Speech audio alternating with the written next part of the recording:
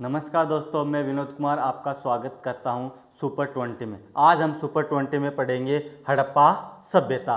तो चलिए शुरू करते हैं बिना देर किए। पहला प्रश्न है, हड़प्पा सभ्यता को सिंधु घाटी की सभ्यता के स्थान पर हड़प्पा सभ्यता कहना क्यों अधिक उपयुक्त माना गया। तो इनमें हम देखेंगे क्योंकि इतिहास की परंपरा के अनुसार किसी सभ्यता का नाम उसके प्रथम खोजे गए स्थल पर रखा जाता है और यह भौगोलिक सीमा से परे है। यानी अगर हम किसी भी सभ्यता का नाम रखते हैं तो उस सभ्यता का नाम आमतौर पर जो पहली बार जो स्थान खोजा जाता है उसी के नाम पे रखा जाता है, या उसके पास में कोई बड़ी नदी हो या मुख्य चीज़ हो उसी के नाम पर रखा जाता है। और हम देखते हैं कि सिंधु घाटी सभ्यता में जो सबसे पहला स्थल खोजा गया था वो कौन सा स्थल था? हड़प्पा स्थल। इसलिए इस सभ्यता को क्या कहा जाता है? हड़प्पा सभ्यता कहा जाता है। पहला कथन ए है, हड़प्पा सभ्यता में कृषि उत्पादन अधिशेष मात्रा में होता था। यानी हड़प्पा सभ्यता में कृषि बहुत अधिक मात्रा में होती थी। और मतलब इसका हम कारण देख रहे हैं, कारण क्या हो सकता है? सिंधु और उसकी सहायक नदियों का क्षेत्र अत्यंत उपजाऊ था तथा वे रबी की फसलों का उत्पादन करते थे। हम आज भी देखते हैं नदियों के किनारे फसलें ज़्यादा होती है। राजस्थान में पश्चिम की बजाय पूर्वी राजस्थान में फसलें अधिक होती है। या हम देखते हैं गंगानगर हनुमानगढ़ में नहर के कारण, इंदिरा गांधी नहर के कारण भी अधिक कृषि होती है। यही है। तो मतलब कथन ए, यानी कथन ए और कारण आर इसकी सही व्याख्या कर रहा है। तो क्या हो जाएगा? ए और आर दोनों सही है और आर ए की सही व्याख्या करता है। तीसरा प्रश्न है, अगला प्रश्न है, किस हड़प्पा कालीन स्थल से जुते हुए खेत तथा एक साथ दो फसलें उगाने के साक्ष्य मिलते थे? बताइए भाई, कौन सी फसल थी? मतलब दो फसलें एक साथ हमें यहाँ पे एक साथ उगाने के साक्ष्य मिले हैं, साथ में क्या जुते हुए खेत के साक्ष्य मिलते हैं। तो कहाँ से मिलते हैं? कालीबंगा। कालीबंगा कहाँ है? राजस्थान में। कालीबंगा कहाँ है? राजस्थान में। कालीबंगा को हड़प्पा सभ्यता की तीसरी राजधानी भी कहा जाता है। अगला प्रश्न है कथन वाला। इसमें पहले आप हमें 3 कथन दे दिए और हमें इन कथनों में देखना है कि कौन सा कथन सत्य है और कौन सा कथन असत्य है। तो प्रश्न है, हड़प्पा कालीन व्यापार और कच्चे माल के स्रोत के संबंध में कथनों पर विचार कीजिए। आज भी हम देखते हैं, देखिए हम कोई भी व्यक्ति हो, अगर किसी के पास फसल है तो कोई और साधन नहीं है, मतलब उसे कोई ना कोई सामान कहीं बाहर से खरीदना ही पड़ेगा। तो कथन पर इसमें हम इसको मान ले एक नंबर मान लेते हैं, इसको 2 नंबर और इसको 3 नंबर। तो 1 नंबर है, सिंधुवासी तांबा प्राप्त करने के लिए राजस्थान की क्षेत्रीय खानों पर निर्भर थे। यानी सिंधु घाटी सभ्यता बोल दो या हड़प्पा सभ्यता बोल दो, यहाँ के लोग तांबा कहाँ से मंगवाते थे? राजस्थान से। सोना कर्नाटक स्थित कोलार की खानों से प्राप्त किया जाता था। सोना कहाँ से प्राप्त करते थे? कर्नाटक कोलार की खानों से। चांदी का आयात मुख्य रूप से सुदूर दक्षिण भारत से किया जाता था। तो यह कथन बिल्कुल गलत है, क्योंकि वर्तमान में भी देखते हैं राजस्थान चांदी उत्पादन में पहले नंबर पे है पूरे भारत में।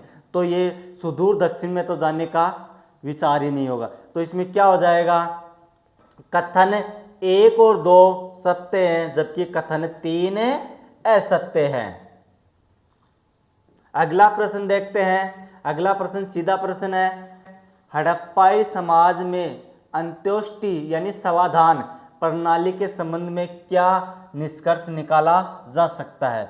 तो इसके बारे में क्या है कि देखिए, पूर्ण समाधान सबसे लोकप्रिय प्रणाली थी और वे पुनर्जन्म में विश्वास रखते थे। हम कैसे मान सकते हैं कि वो पुनर्जन्म में विश्वास रखते थे? यानी वो समाधान के साथ उनके साथ जो व्यक्ति की प्रिय वस्तु थी वो भी उनके साथ में रखते थे, जैसे मनके वगैरह हुए, वो सब सामान, खाने पीने का सामान भी वो साथ में रखते थे। इसलिए हम मान सकते हैं कि वो लोग पुनर्जन्म में विश्वास करते थे। अगला प्रश्न फिर से कथन और कारण का है। देखिए आजकल कथन और कारण के प्रश्न बहुत आ रहे हैं एग्जाम में। तो ये प्रश्न है कथन और कारण। कथन ए, लोथल के नगर नियोजन में मकानों के दरवाजे मुख्य सड़क की ओर खुलते थे। कारण आर, लोथल एक प्रमुख बंदरगाह नगर था जहां व्यापारिक गतिविधियों के कारण मुख्य सड़कें सीधी पहुंच आवश्यक थी। यानी हम हड़प्पा सभ्यता पढ़ते हैं तो हमें हड़प्पा में लोथल में ही अपवाद मिलता है, बाकी सभी सभ्यता स्थलों में घरों के मुख्य दरवाजे मुख्य सड़कों पर नहीं खुलकर पीछे की गलियों में, पीछे की जो छोटी सड़कें होती थी, सहायक सड़कें होती थी, उन पे खुलते थे। तो ये क्या हो जाएगा, कथन ए और आर दोनों सही है तथा आर ए की सही व्याख्या करता है। ये एकमात्र स्थल है जिसमें घरों के दरवाजे मुख्य सड़कों पर खुलते हैं। अगला प्रश्न देखते हैं, हड़प्पा सभ्यता का कौन सा नगर 3 भागों में विभाजित था और जहां से 16 जलाशय एवं सूचना पट का प्रमाण मिला है? तो कौन सा था भाई? धोलीवीरा। धोलीवीरा कहाँ है? गुजरात में। यानी धोलीवीरा स्थल एकमात्र स्थल है जो 3 भागों में विभाजित था जहां से 16 जलाशयों एवं सूचना पट का प्रमाण मिला है। सूचना पट मतलब ऐसे समझते हैं जैसे सम्राट अशोक के शिलालेख है, वो भी तो एक तरीके से सूचना पट ही थे, तो ये सूचना पट है। फर्क क्या है, अशोक के शिलालेखों को पढ़ लिया गया है जबकि हड़प्पा सभ्यता की लिपि आज तक पढ़ी नहीं गई है। अगला प्रश्न है, वही पहले 3 कथन दे दिए और हमें इनमें से देखना है कि कौन सा कथन असत्य है या कौन सा कथन सत्य है। तो प्रश्न में दिया गया है असत्य कथन की पहचान कीजिए। पहला है, हड़प्पा और मोहनजोदड़ो के मकानों के निर्माण में सामान्यतः पक्की ईंटों का प्रयोग मिलता था। कथन बिल्कुल सत्य है। हड़प्पा सभ्यता में ईंटों का आकार 10 गुणा 6 गुणा 2.5 इंच था जिनका अनुपात 4:2:1 था। सामान्यतः मकानों के दरवाजे गलियों में न खुलकर मुख्य सड़कों पर खुलते थे।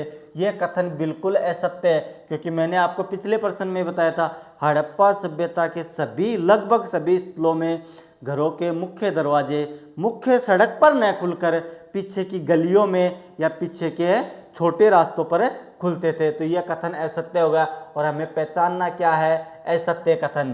तो क्या हो जाएगा, केवल 3 कथन असत्य है, यानी केवल 3 नंबर का कथन ही इसमें असत्य है।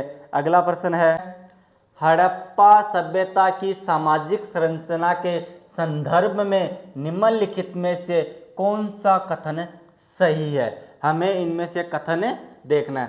समाज पूर्णतः पितृसत्तात्मक था, बिल्कुल असत्य बात है।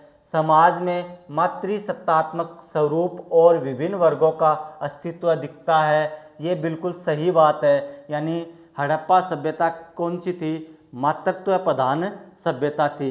यानी वहाँ एक जैसे वर्तमान समय में हम देखते हैं कोई बच्चा होता है वो अपने नाम के पीछे कौन सा सरनेम लगाता है? पिता का। लेकिन हड़प्पा सभ्यता में क्या था? माता का। अगला प्रश्न है कथन और कारण वाला। अगला प्रश्न देखिए भाई, कथन और कारण वाला। आजकल इस तरह के प्रश्न बहुत आ रहे हैं, पूरी एग्जाम में ऐसे प्रश्न आ रहे हैं। कथन ए, सेंधववासी मापतोल की उन्नत प्रणाली से भली भांति परिचित थे, बिल्कुल सही बात है ये। कारण आर, उत्खनन में विभिन्न स्थलों से निश्चित अनुपात 16 के गुणक वाले पत्थर के घनाकार बाट और पैमाने प्राप्त हुए हैं। यानी सिंधु घाटी सभ्यता के लोग या हड़प्पा सभ्यता के लोग क्या थे? मापतोल की प्रणाली से पूर्ण रूप से परिचित थे। और किस में? 16 के गुणक में, यानी 2, 4, 8 उस माप पे ये लोग मापते थे। तो क्या हो जाएगा? कथन ए और आर दोनों सही है।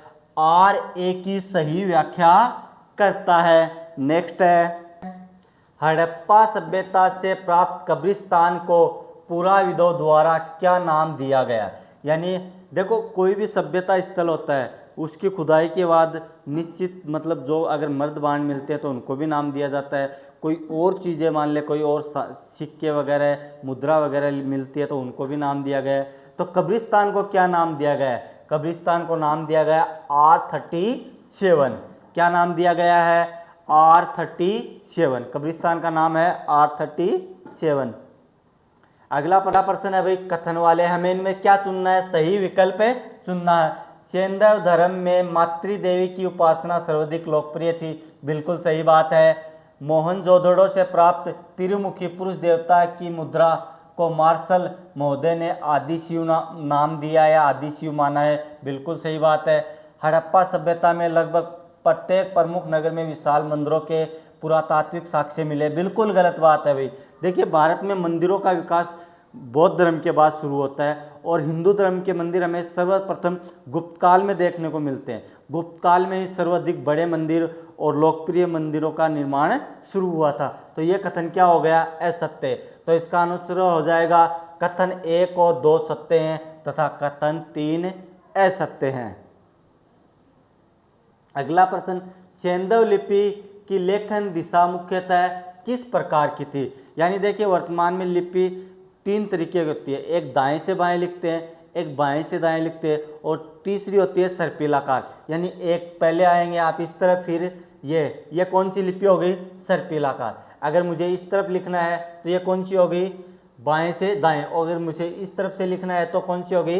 दाएं से बाएं। तो वो कौन सी किस तरफ लिखते थे? की जाती थी दाएं से बाएं। कौन सी तरफ लिखी जाती थी वही? दाएं से बाएं। यह कौन सी लिपि है? सर्पिलाकार।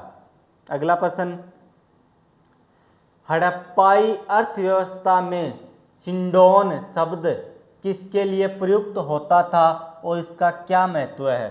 सिंडोन, हड़प्पा सभ्यता में सिंडोन शब्द किसके लिए प्रयुक्त होता था? तो हड़प्पा में सिंडोन किसके लिए होता था? कपास के लिए। किनके द्वारा दिया गया? यूनानियों के द्वारा। यूनानियों के द्वारा कपास के लिए प्रयुक्त माना जाता है। यानी हम देखते हैं सिंडोन किसके लिए है? कपास के लिए। अगला प्रश्न फिर से कथन और कारण का है। कथन ए, हड़प्पा सभ्यता के लोग आंतरिक और विदेशी दोनों प्रकार के उन्नत व्यापार से जुड़े थे।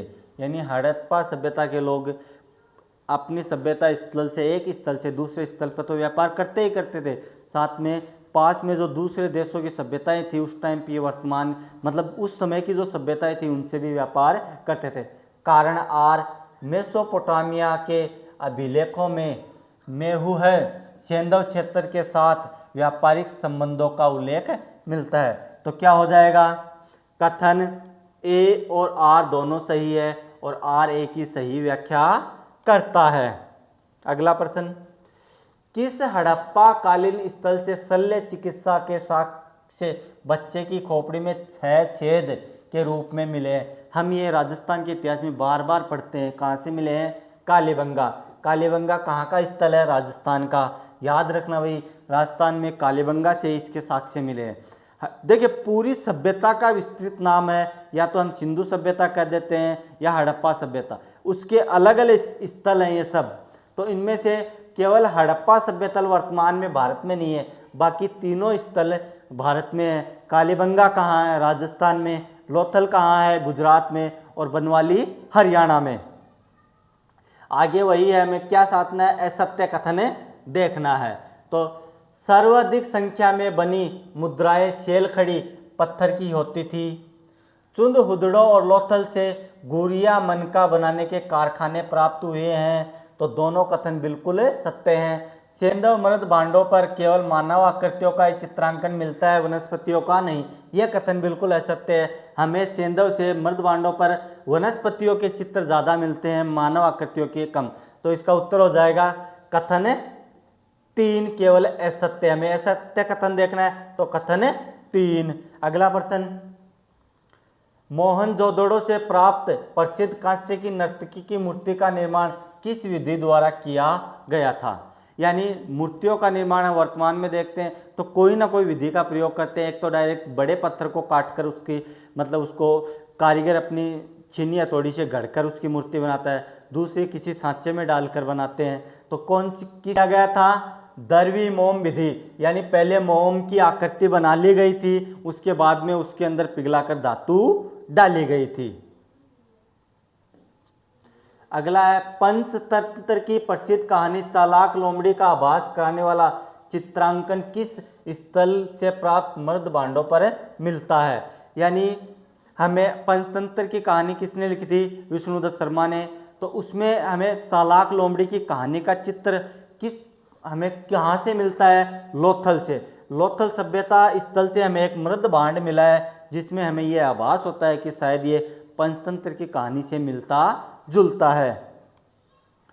हड़प्पा सभ्यता के नगर नियोजन के संबंध में कौन सा विचार उनकी उन्नत नागरिक व्यवस्था को दर्शाता है? यानी हम ये कैसे मान लें कि वहाँ नागरिकों के अधिकारों पे विशेष ध्यान दिया जाता था? देखिए, जहाँ भी नागरिकों पे विशेष ध्यान दिया जाएगा वहाँ पे हमें अच्छी सड़कें देखने को मिलेगी, अच्छी शिक्षा व्यवस्था देखने को मिलेगी, साफ सुथरे नगर गांव या शहर देखने को मिलेंगे। तो देखिए, सड़कें एक दूसरे को समकोण काटती थी ग्रिड पद्धति से। जैसे मान लो हमें किसी भी शहर का एकदम, जैसे वर्तमान में हम जयपुर देखते हैं, जयपुर जो बसाया गया था उसे उन्हें ग्रिड पद्धति पे बसाया गया था, यानी रास्ते चौड़े रखे गए ताकि किसी प्रकार की असुविधा नहीं हो। भविष्य में भी पक्की ईंटों का प्रयोग, सुनियोजित जल निकासी, आज भी ये भारत में बहुत से शहरों में समस्या है कि जल निकासी बहुत बड़ी समस्या है। बारिश के समय में बहुत से नगरों में पानी भर जाता है। वर्तमान में भी हम देखते हैं आसाम में बाढ़ आ रही है, तो आसाम में भी हम उस बाढ़ पे नियंत्रण नहीं कर पा रहे क्योंकि हम जल निकासी का कोई प्रत्यक्ष या कोई महत्वपूर्ण कदम नहीं उठा पा रहे हैं। तीसरा है नगर दुर्ग और निचले नगर में विभाजित, यानी वर्तमान में हम देखते हैं जैसे दिल्ली में देखते हैं हम, एक तरफ हमारे जैसे मंत्री, सांसद वगैरह, राष्ट्रपति वगैरह रहते हैं, दूसरी जो सामान्य जनता के लिए, तो क्या था, ये विभाजित था। तो इसका उत्तर हो जाएगा उपयुक्त सभी। अगला प्रश्न है कथन और कारण वाला। कथन ए है हड़प्पा सभ्यता के पतन का कारण केवल एक ही सार्वभौमिक घटना जैसे बाढ़ को नहीं माना जा सकता। कारण आर, यह सभ्यता एक विशाल भौगोलिक क्षेत्र में फैली हुई थी जहां अलग अलग क्षेत्रों की भौगोलिक परिस्थितियां भिन्न थी। हम किसी भी सभ्यता को केवल बाढ़ से, विनाश से नहीं जोड़ सकते। अब वर्तमान में आसाम में बाढ़ आ रही है तो क्या आसाम पूरा नष्ट हो जाएगा? नहीं। क्यों? क्योंकि बाकी भारत तो बचा हुआ है, राजस्थान पूरा सूखा है ना। इस समय राजस्थान में बारिश भी कम हो रही है, तो ऐसा हम नहीं मान सकते कि खाली बाढ़ से ही हड़प्पा सभ्यता का पतन हो गया था। तो क्या हो गया, कथन ए और आर दोनों सही है, आर ए की सही व्याख्या करता है। यानी इसमें बहुत से कारण रहे होंगे, जैसे कोई महामारी फैली होगी या कोई सूखा पड़ा होगा या विदेशी आक्रमण हुए होंगे। सभी कारण, मतलब सभी इतिहासकार अपने अपने अनुसार कोई ना कोई कारण देता है, लेकिन बाढ़ भी उनमें एक कारण था। अगर मान लो कोई नदी के किनारे कोई गांव बसा हुआ है और हर साल उसमें बाढ़ आती है, तो क्या करते हैं वो गांव के लोग, उस गांव को छोड़कर दूसरी जगह पलायन कर जाते हैं, क्योंकि लगातार कोई काम होने लगता है तब वहां से प्रस्थान कर जाते हैं। अगला प्रश्न देखते हैं, हड़प्पा सभ्यता के किस स्थल से खिलौनों के रूप में मिट्टी का बना हल प्राप्त हुआ है? कहां से प्राप्त हुआ है भाई? बनवाली। बनवाली कहाँ है? हरियाणा में। तीसरा प्रश्न है, हमें क्या पहचानना है? असत्य कथन पहचानना है। तो क्या है, लोथल में पक्की ईंटों से निर्मित एक विशाल डाकयार्ड गोदीवाड़ा प्राप्त हुआ है। डाकयार्ड किसे कहते हैं? बंदरगाह को। कालीबंगा से अलंकृत ईंटों एवं जुते हुए खेत के साक्ष्य मिले हैं। जुते हुए खेत के साक्ष्यों के बारे में हम पीछे वाले प्रश्न में बात कर चुके हैं, तो यह कथन भी सत्य है, दोनों कथन सत्य हो गए। धोलावीरा से कोई भी जलाशय या स्टेडियम का साक्ष्य नहीं प्राप्त हुआ है। हमने पहले पढ़ा है कि हमें बड़ा स्टेडियम मिला है, 16 जलाशय मिले हैं, तो यह कथन क्या हो गया? असत्य। तो इसमें क्या हो जाएगा? केवल 3 कथन असत्य हैं। अगला प्रश्न है, मेसोपोटामियाई अभिलेखों में उल्लेखित दिलमुन का समीकरण आधुनिक किस क्षेत्र से किया गया है? यानी मेसोपोटामिया में जो अभिलेख मिला है उसमें कौन सा शब्द दिया है? दिलमुन। और ये किस क्षेत्र के बारे में दिया गया है? बहरीन के बारे में। गल्फ का देश है बहरीन, उसके बारे में इस शब्द का प्रयोग किया गया है। हड़प्पा सभ्यता का विशाल स्नानागार किस स्थल से प्राप्त हुआ है? यानी क्या कहते हैं, आज सार्वजनिक, आज हम देखते हैं स्विमिंग पूल नहीं देखते हैं, जैसे हम आजकल नहीं बने होते हैं, जगह जगह स्विमिंग पूल बने हुए हैं जहाँ से हम गर्मियों में नहाने जाते हैं, गर्मियों की छुट्टियों में चले जाते हैं लोग। तो वह वैसे ही क्या था, स्नानागार। तो कहाँ से मिला है हमें?